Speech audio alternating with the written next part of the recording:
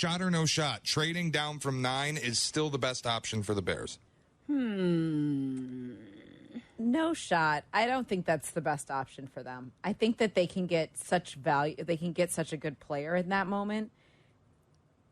I would say no shot. I agree with you because the value, if it's all about the value, I do think that they can get a top-end player like a wide receiver that I love this idea of having your DJ Moore already and your Keenan Allen, and you have these two veterans that are going to help mentor a young stud wide receiver that they can get. You don't get in this position very often. Right. When the Bears are at the 9 pick and that is their only pick, then I see where you can trade down and get multiple picks. But Ryan Poles has already said it's not a deep draft. I'm not worried about having only 4 picks. He's trying to build a team that is filled with studs right now, and I love that idea. So I would say no shot this year. And also I feel like they're a different number 1 selecting team, as we've talked about so many times, right? Like not many teams are selecting number 1 having won 7 games, and usually you win 1 or 2 and you're in that position. So I feel like just looking at the roster it's different. It's built differently. There is more talent there right now, and they've set themselves up, even with what they've done in free agency, to only have a few more of those needs, like immediate needs. Right. There are still needs across the roster. I'm not an idiot, but at the same time, I don't feel like the impact you can get at 9, I think, is more beneficial to them right now. Unless the Jets are going to unload one of their defensive ends. And if you are going, or even an inside defensive tackle, because they are loaded on defense, then that's when the discussion gets interesting, because if you can pick up one of those players that you do desperately need, does that look better to then taking maybe not one of the stud top 3 wide receivers and taking one of the good wide receivers instead? So it's going to be interesting, but I still say no shot. I like what Ryan Poles is doing right now. I do too. All right, I want to ask about the White Sox, who are off to a 1-8 start. 1-8. They've scored 16 runs in the 9 games. There are only 3 teams in Major League Baseball that have scored fewer than 30 runs. The White Sox are the only team that has not scored 20. And the 1-9 Miami Marlins are the only other team that can match just 1 win through this first kind of week of the season. The Major League record for the worst record in Major League Baseball history is 43-119 by the 2003 Tigers. Shot or no shot, the White Sox will break that record this year. Shot. There's a shot. Absolutely. Shot. This team is so bad right now. They're not going to get any help. They're not going to trade for someone that's going to help them. The only thing they will be doing is hoping to resurrect some guys off of the trash heap. And that is it. And hoping that someone has, a save my career type of year.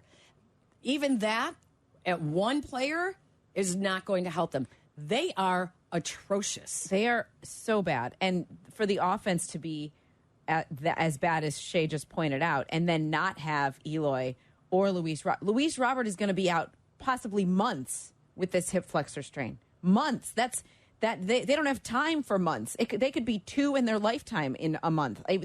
They are not putting it together. We're 9 games in, and Garrett Crochet yesterday said, he's like, I can feel guys are starting to get pissed. Oh, that's not good. No, it's not good. And so how is Pedro Grifol going to, quote unquote, flush it and move on? Like, that's what he does. That's what he says. This team... It's frustrating because the opportunity is there for them to be different, and they're just not. They're just not going to be. Well, they relied too much on the roster that they already had, and for the second year in a row, not adding to it. Right. Listen, Eloy Jimenez is going to get hurt. Yes. Like, it. There is no one to save the day. No. They look bad, and the apathy, if that is already creeping in. I mean, guess what? Why would you ever come back from an injury? What's motivating you to do that? Correct. Right? Correct. Agreed. I'd be on the phone with my agent saying, yeah, I think that this is, time to start looking around for me. I mean, before yesterday, Andrew Benintendi was batting .094. Oh, Lord. Yeah. Oh, is he the highest paid player on that roster? Yeah. Oh, my gosh. Because they don't invest in anybody. That is so not good. The problem is with the White Sox, it's not just apathy now in the clubhouse, or frustration, I should say, in the clubhouse. I don't think there's frustration with Sox fans. I think there's apathy. Now, which is more dangerous. Yes. I don't care. Don't become irrelevant. That's the thing. I am so much like, I just don't, it's like, yeah. And that's not good. It's not good. It's not good. You can't have where people aren't talking about you in a positive way at all. So then, who's the voice in that clubhouse? That's been a problem for a couple of years. Yes, because they've gotten rid of the guys who have been those voices. Liam Hendricks is gone. Yes, that's the problem. It is a problem. How about Andrew Benintendi, OPS plus? That's a metric that just kind of makes your OPS normalized against the league. So 100 is league average. His is -5. I genuinely didn't know that number went negative. Oh, boy. I don't know how that number goes negative. Oh, so bad. I mean, that you is guys, so bad. This is, and it's only April. I mean, like, they were up 3-0 yesterday, and they blew it. I know. It was the second game of the year that they scored 3 or more runs. They've done that twice. And both times it was 3 runs. Same problems over and over again. Yeah, it is. Well, It's and that's so why Reinsdorf went cheap with not only manager but general manager. Okay, yeah, but ask for money to build a $1 billion stadium. Do that. That feels like a good idea. It's going to be a whole new fan base. Ooh. Because you're going to lose them all now. Yeah, no doubt. How do people proudly be like, I'm a lifelong White Sox fan? Wow. Well, you know what? That's like how Atlanta used to always be. Atlanta was always, the fans were never homegrown fans. They were transplants. Everyone, goes to Atlanta for a job at some point in their career. And they used to say they never had any homegrown fans. That's what the White Sox will end up being with a new stadium in Chicago. They will be the tourist team, where because it's downtown, people are going to be like, oh, let's go to a game. Let's go check out a game. They're not going to be homegrown fans. No. And that's not good. Well, they're not going to gain any fans by that's blowing exactly leads the and point. Playing terrible. Good Lord.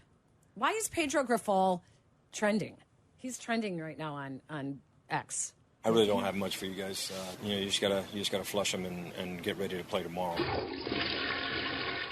Exactly. That's what he says every time. Every single time. Oh, boy. All right, I want to ask about the big news from overnight. John Calipari is out at Kentucky and moving to Arkansas. Now, I don't really care about what Cal is doing or Arkansas. I don't even really care about the college basketball angle of this. It leaves an opening at Big Blue Nation, and a local name is on early lists to be the replacement. Billy Donovan. Shot or no shot, Billy Donovan would leave the Bulls for the Kentucky job. No shot. Shot. You think so? Shot. At the core of every coach is wanting to win again. And when you look around and you see that your owner is not going to be spending money to get you over the hump of mediocrity, go back to where you were successful. I say shot. I don't think that is, and I know everyone goes, oh, everyone wants there's so few jobs. No, I'm sorry. I look, the college job in basketball is so much better. It's so much better. Even with the NIL so and the I was going to portal say, now? Yes. That's what I was going to say. It's so much harder, though, now, Peggy. Like, that's why. It's not harder if you have the boosters. It's not harder if your university knows how to play the game. It's always been about money.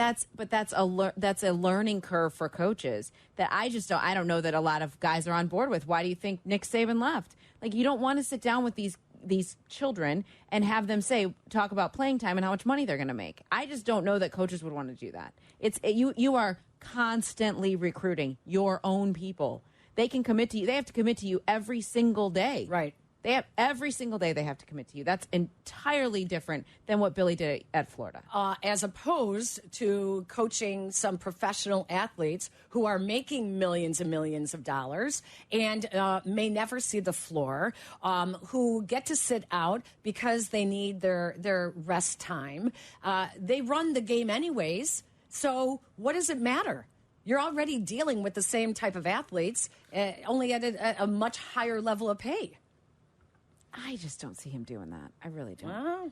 How long is he here for? I just tried to look it up, and all I found was when he I don't think they signed ever an extension for confirmed. quote-unquote several more years. Right, they So never what does that confirmed mean? how long Everything's his... been done in secret over there. Yes, exactly. All the extensions are secretive. Wow. All right, I have one more question for you. It's about Shohei Ohtani. With another kind of rough weekend in the news. After a fan caught his first home run ball as a Dodger, the fan Amber Roman said that she was strong-armed by the team, who separated her from her husband and lowballed her, basically put her in a position where she was powerless to say no to the offer, and she accepted it to give the ball back to Ohtani. Ohtani then met the media, claimed he met with the fan and had a wonderful experience, the two of them together, and she agreed to give him the ball. She's saying she never met Ohtani. Right. They never were together in a room. This never happened. Ohtani, we know, has his interpreter mired in a gambling scandal that who knows how that's going to end up. And now he's got this deal with the fan where he's lying to the media about having met with her. Shot or no shot, Shohei Ohtani has become a villain. Shot, absolutely. When the whole thing came out with the interpreter, and I said, here we go again, lost in translation. Yes. I can just see it. This is the Sammy Sosa days all over again, in that you just claim ignorance and just claim that I was, misquoted. Right. The language barrier.